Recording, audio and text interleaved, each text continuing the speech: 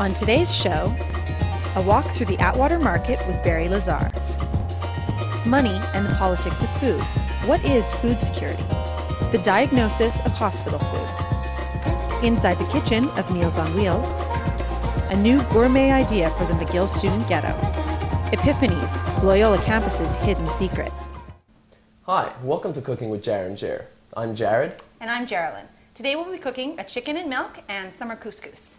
Here we have our organic chicken, Raised in Quebec.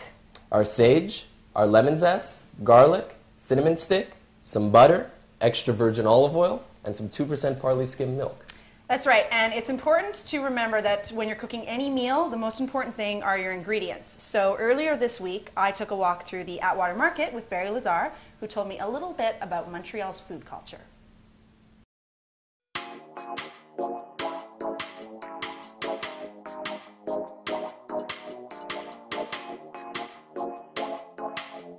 Talk to me a little bit about specifically what Montreal's food culture entails. We're French. This is a very important point that we forget. We have an understanding of French cooking. Quebecois cooking is basically French peasant cooking that comes from Normandy and Bretagne that other people don't have, and we take it for granted. How do places like this, the Atwater Market, play a role? You're much closer to the people who produce the food, and the people who are working here have a much better understanding of what is available, what's seasonal, and how you can cook it better too. I look for what is available locally. So I love strawberries when they're in season, and I'll gorge myself on strawberries and make strawberry jam to enjoy the whole year and freeze them. But I don't look for them this time of year. When it comes time to choosing food or to making food, you've got various parts here. So this is nice, soft, and fleshy, and this is really firm. So for example, if you're making a steak and you want it rare, you want it it'll feel like that. So you poke the steak and you say, oh, it feels like that, it's rare. The same with a camembert cheese or a brie or any soft cheese. And the same with a melon, for example, or a pineapple. If it's too soft, then it's not going to be good.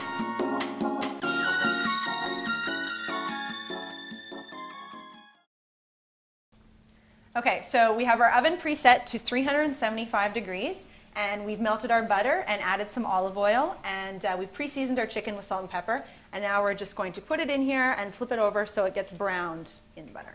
You mentioned that the chicken was from Quebec. Yes, and it is important to buy locally grown food whenever you can.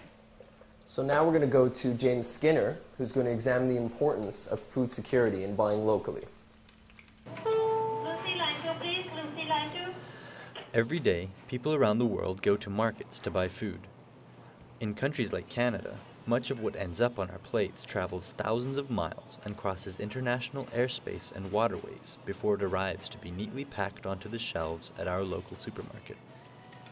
At the same time, local farmers here compete with peasant farmers in developing countries to offer us consumers the cheapest, the tastiest, the healthiest food options. In this single shelf of my local grocery store, we have food from absolutely everywhere. There's pasta sauce from Australia, there's rice from India, and these tofu noodles from China. Makes you wonder, if Montreal were to be cut off from the rest of the world, how long would it take before we began to notice? It's obvious that our community is dependent upon a complex network of suppliers for our food, and that's just one component of the relationship between food and our community. The way that we understand this relationship can be described by a rather ambiguous term: food security. Food security is, in fact, notoriously difficult to define. It encompasses the way we understand economics: can we afford to buy food? The environment: can we produce and transport food to markets without destroying the planet? And politics: can we ensure that everybody has access to sufficient amounts of food? I spoke with Zachary Rissa from Montreal, Canada's largest food bank. Je pense que la sécurité alimentaire, si on voit bien la définition, tout le monde ça concerne tout le monde. Alors, ce n'est pas juste un problème de santé publique, ce n'est pas juste un problème de moyens, c'est à la fois, ça touche à la fois les personnes qui sont riches et les personnes qui sont pauvres.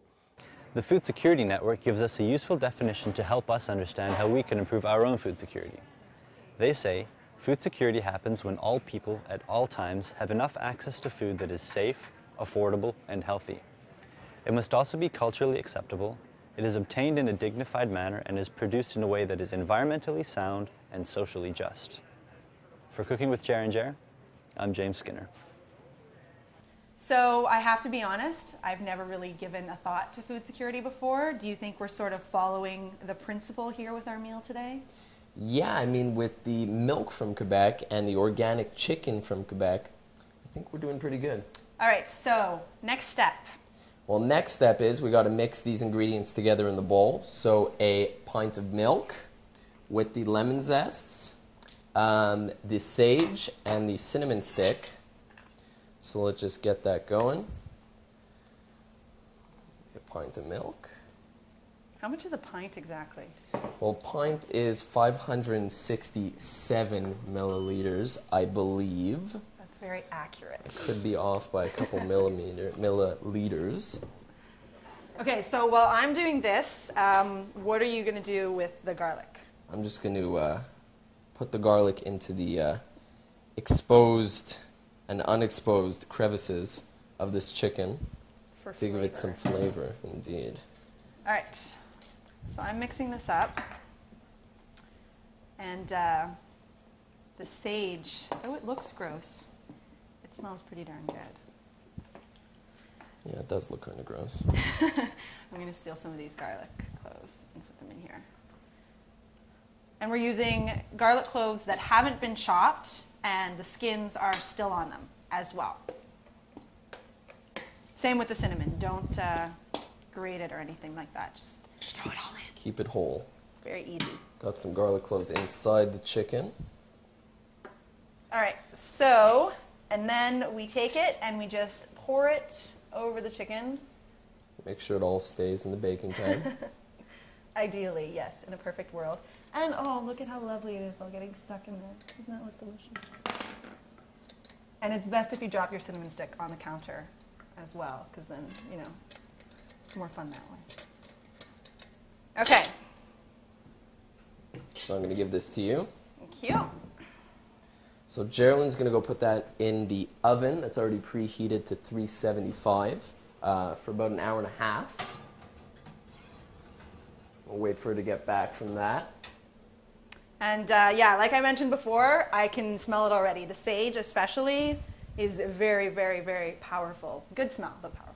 Well, I mean, it is going to be quite tasty, but if you're unfortunate enough to be stuck in a hospital, the food might not be as tasty as what we're making right now. So let's go to Aisha, who has a story about hospital food. I'm here outside the Montreal Children's Hospital to get the dish on hospital food. Let's go check it out. Okay, so I know everyone thinks hospital food tastes really bad, and it's not that much of a misconception, but there's reasons for it. There's a lot of dietary restrictions for the kids. A lot of them have, like, they can't have a lot of sodium, or they're lactose intolerant. So everything has to be really plain, and a lot of the times it's really hard to make good food in big portions. In here it's the diet kitchen, and we weigh things out by grams very specifically for kids that can't have too much protein or too much starch. I guess another reason why the food doesn't taste that great is because we portion it out and measure it beforehand, and then we have to reheat it in the steamers. So getting it reheated a bunch of times makes it lose some of its flavor as well. So these are some of the special weighted portions. We have, let's say, plain noodles not cooked with any salt. There's also stuff like milk-free gravy, salt-free meat sauce. We even have called double-boiled mashed potatoes. So we boil them twice and skim off the starch, because if some kids are allergic, because we use powdered potato starch for the regular mashed potatoes. So these would be for kids with allergies. So this room is called the belt line. It's like an assembly line where we put together the trays for the kids. There's 3 per day. The first one starts at 6:45. The cook prepares all the food and he puts it at the hot table, so it's all prepared for us just to keep it warm while we're doing the service. And there's different positions. We have the person serving the meals, and there's some snacks, milks, drinks, and the person putting the menus and the napkins and the utensils.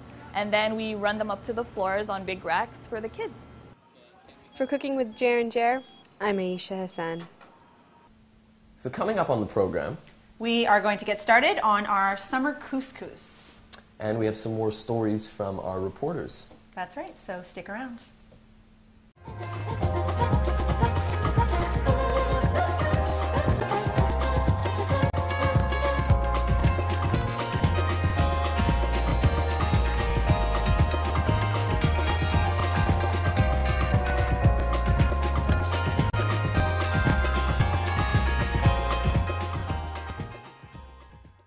So while we've got our chicken in the oven, it's important to remember, if you can, to baste it just the same way that you would a turkey as often as you remember to.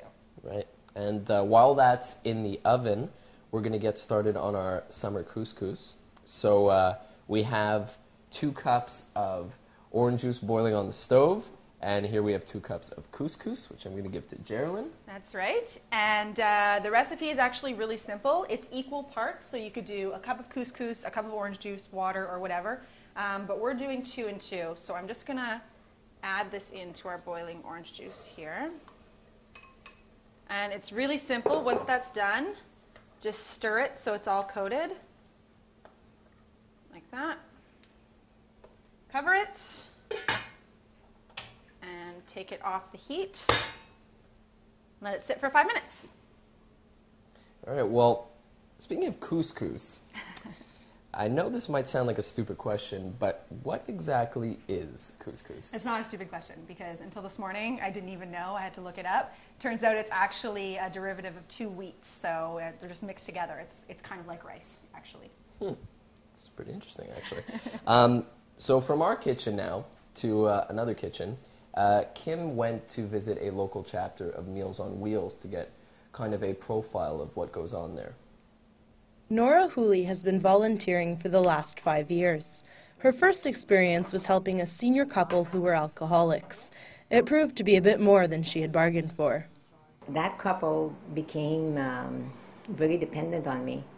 And I had them for about 1.5 years, but after they both passed away, I even ended up making all the funeral arrangements through a trustee, because they didn't have relatives, and that's who was assigned to their case. And after that, I said, this is way too involved. I'd rather be a little more distant, and I love to cook.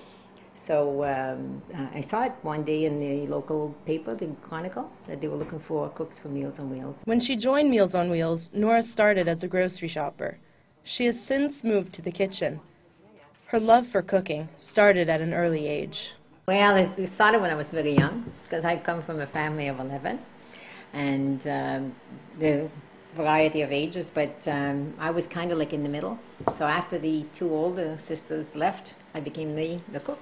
It's just fun. People read all kinds of stuff. I could take a bunch of magazines, cooking magazines, like I have Ricardo sitting there, and I could spend hours. This month he had the features on the Chinese New Year. It was just delightful when a new magazine came in, reading all the cooking for the Chinese New Year. I just enjoy it. Even though Nora doesn't deliver the food to the clients, she's still been able to get to know them.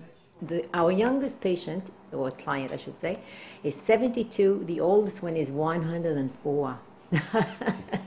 And the one of 104, interestingly enough, cancels in the summertime, because she says, the weather is so nice, I go do my own shopping. Nora has worked closely with a dietitian to ensure the meals meet a high nutritional standard. Meals are often customized to meet the individual health needs of each client. Some of them are new that I made. I worked this fall with a dietitian, a student dietitian from McGill, and she helped me revise and make some new ones more modern, because a lot of the ones we had a high content of sodium, and I was concerned about the desserts that were really too sweet, and the sodium content. Each meal costs clients $4. They're delivered warm each Wednesday and Friday. Terry Doherty and Betsy Starr have been delivering meals together for the last 2 years. They understand that their job is more than just a basic food service. For many clients, it's an opportunity for companionship they might not have otherwise. They're all very, very pleased to see you, and I think some of them would love to talk to you for a half hour and invite you in for tea. It's good contact with people. It's really nice when you serve them and they're grateful, and they always say what a great service it is and thank you very much. And it is. Okay. So it makes you feel good. And it is this satisfaction that motivates volunteers to give back, even in the worst of conditions. From the Meals on Wheels headquarters in the West Island, I'm Kimberly Feely. So we just took our couscous out of the fridge. We let it cool down a bit. We're going to put it in this bowl and mix it with those ingredients. That's right. So we're going to add our summer to our summer couscous. And we have here strawberries, spinach, cherry tomatoes chopped up, clementine oranges, and raspberry vinaigrette. And we actually haven't measured any of these, so you just sort of have to go by what looks good. So, all right, so I'll get the rest of this in here. I guess we'll just dump it in. Well, just makes it quicker. Strawberries.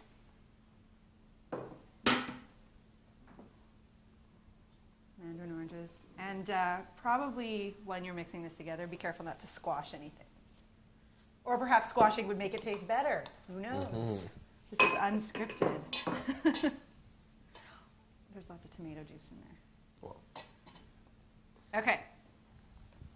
So Jared's going to mix this all together. You shouldn't forget that stuff. And then I'm going to pour this raspberry vinaigrette. Also, as I mentioned, not measured. Right over top. That looks very summery, Jared. It smells delicious, I'll tell you that much. Does.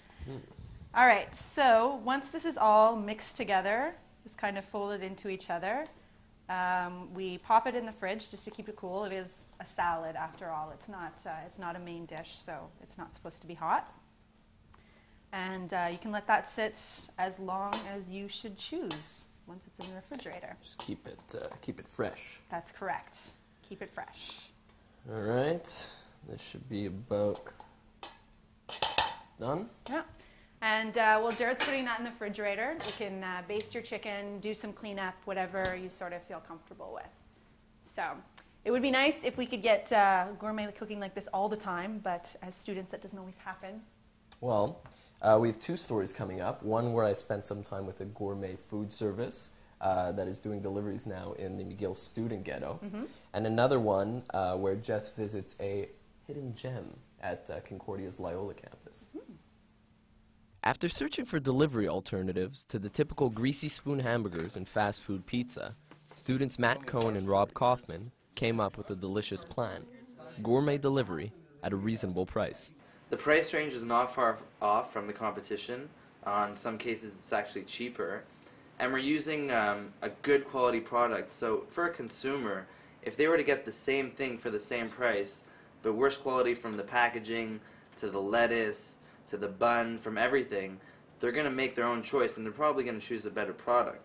With the help of their friend Sean Daskell, a recent graduate of the Cordon Bleu Culinary School in Ottawa, they were able to start providing a great edible option for students living in the McGill student ghetto. When the client is the greatest interest for the company, that gives us the push to use the best produce we can, the best quality of cooking, the best techniques we know, the most innovative. My goal is to kind of bring in a new sense of eating food to the younger population of downtown Montreal. As business continues to pick up, space remains limited within the confines of Kaufman's penthouse apartment.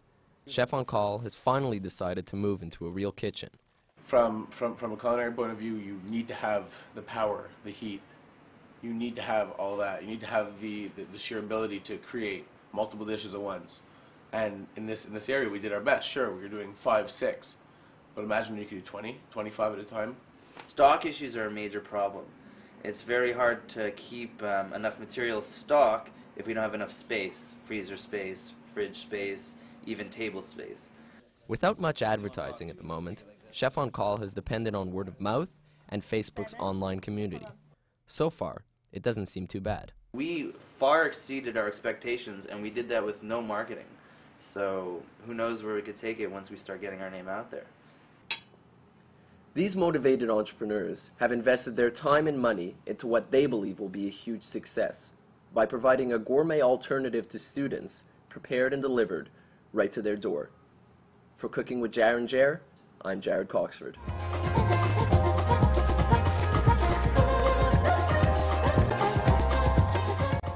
A sit-down restaurant, cozy design, fresh food prepared by a chef who has catered to rock stars at the Old Forum, and at an affordable price. Not something you think you might find in a school? Think again. Epiphanies, Loyola campus's best-kept secret, is all that and more. Situated on the 3rd floor of the CC building, not many people know about it, but all that's about to change. I'm The advertising is an area that we're going to be bringing up in our contract negotiation. Waiting for the students to find out about it so they come, but we aren't really very aggressive business people. We're delighted when they show. Everything from linguine with rosé sauce gratinée to tuna melt. Every dish is homemade and comes with a side salad for just $8 a meal. The menu is changed every week, and vegetarians are always sure to have at least 2 meal choices to choose from. Don't have time to sit down to enjoy your meal? Take it to go. Just remember to bring cash with you. Open Mondays through Thursdays from 11 a.m. to 2:30 p.m. It's a dining experience you won't want to miss. For Cooking with Chair and Chair, I'm Jessica Agnew. So thanks everyone for joining us today. We had a great time cooking with you. Hope you enjoyed our stories and our recipes, but we're hungry. yeah, I think you guys should leave. Bye.